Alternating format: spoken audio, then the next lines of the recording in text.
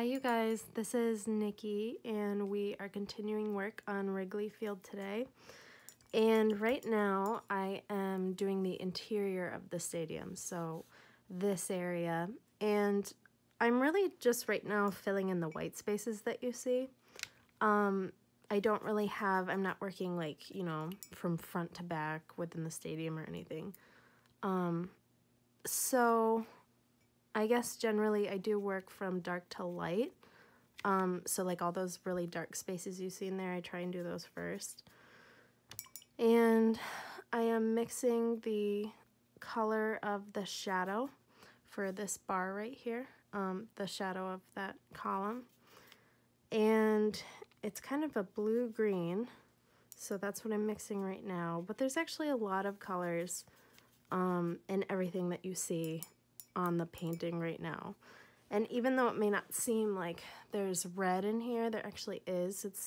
There's some purple mixed in with the green.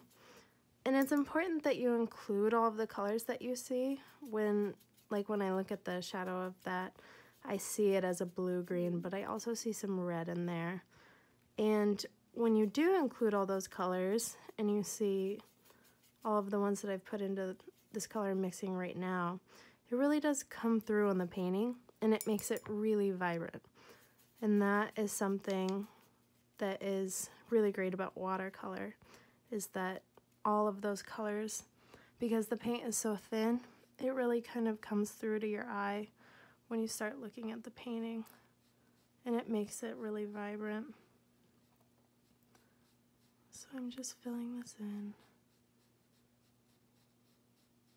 And I am working from a photograph. For those of you who haven't seen me work before, I do photograph all of these places, and then I kind of use Photoshop to compile sort of my composition and what I want the painting to look like.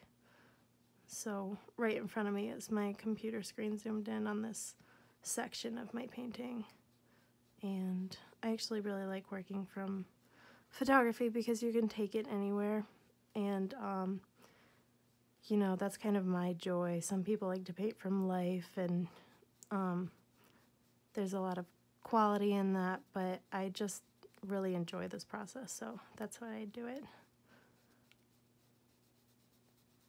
And I think that the painting kind of takes on a whimsical quality anyways, because, you know, since I'm human, it's not going to be perfect. The way I'm seeing the photograph is really different from, you know, if I were to just snap a picture of this and print it a bunch of times.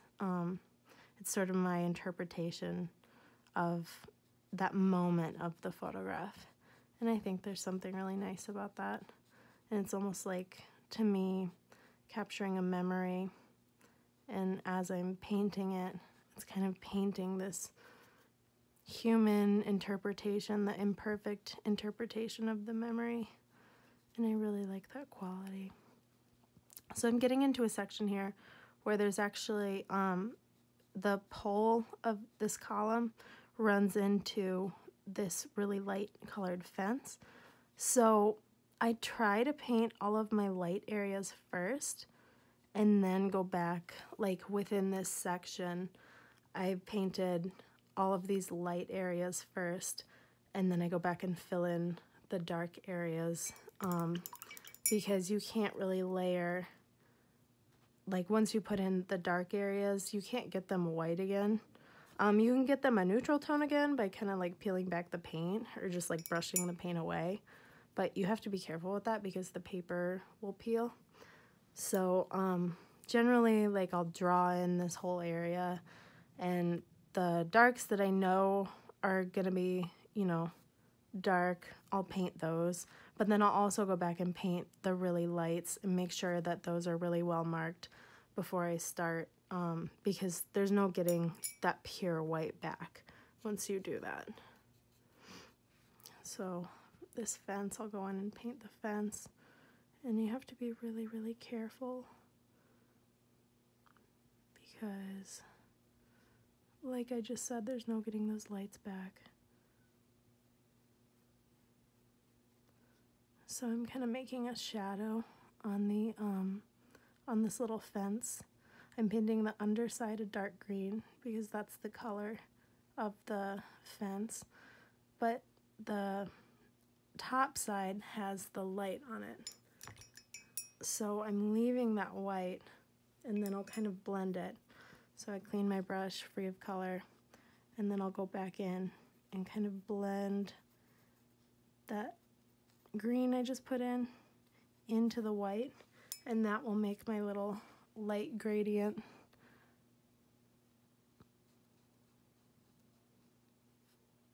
See how I'm blending that out? And all of a sudden it becomes sort of three-dimensional, just a little bit. I'm not trying to make this look really real.